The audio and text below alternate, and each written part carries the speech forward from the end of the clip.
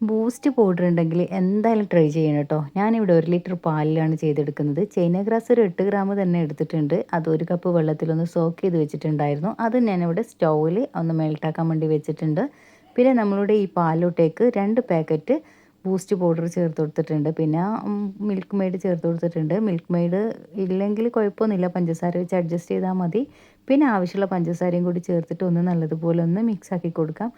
അത് നല്ലതുപോലെ തിളച്ചിട്ടുണ്ട്. ആ സമയത്ത് തന്നെ ചൈന ഗ്രാസും അവിടെ തിളച്ച് വന്നിട്ടുണ്ട് കേട്ടോ. അതും കൂടി അതിലേക്ക് ഒഴിച്ചു കൊടുക്കുകയാണ്. അരിച്ച് ചേർക്കുകയാണെങ്കിൽ അങ്ങനെ ചേർക്കാം. ഞാനിവിടെ ഒന്ന് കുറച്ച് കടിക്കാൻ വേണ്ടിയിട്ട് അങ്ങനെ അരിച്ച് ചേർക്കാതെ ഡയറക്റ്റായിട്ട് ചേർത്തിട്ടുണ്ട്. അതൊന്ന് ഫ്ലെയിം ഓഫ് ചെയ്തിട്ട് നിങ്ങൾക്ക് പുഡിംഗ് ട്രേയിലോട്ടേക്ക് ഒഴിച്ചു കൊടുക്കാം. ചെറുതായി തണുത്താറി കഴിഞ്ഞാൽ നമ്മളുടെ ചൂടാറിക്കഴിഞ്ഞാൽ അവിടെ ബൂസ്റ്റ് പൗഡർ വെച്ച് ഡെക്കറേഷൻ ചെയ്യാം. ഫ്രിഡ്ജിൽ വെച്ച് തണുപ്പിച്ചെടുക്കാം. അപ്പം സംഭവം കൊള്ളാം കേട്ടോ. അപ്പോൾ എന്തായാലും ട്രൈ ചെയ്യണം. ഞാൻ വിചാരിച്ചതിലും കൂടുതൽ നല്ല ടേസ്റ്റിയാണ്. അപ്പം ടാറ്റാ.